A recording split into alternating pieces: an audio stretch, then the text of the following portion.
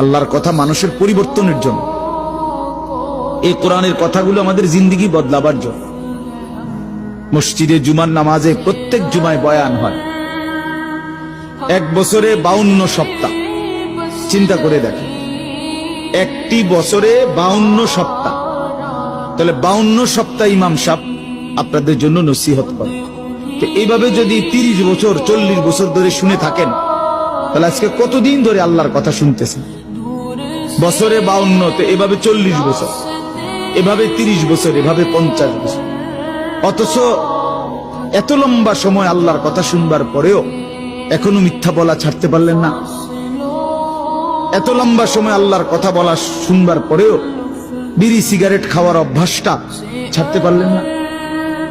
এত লম্বা সময় আল্লাহর কথা শুনবার পরেও চা দোকানের আড্ডা বন্ধ করতে পারলেন না।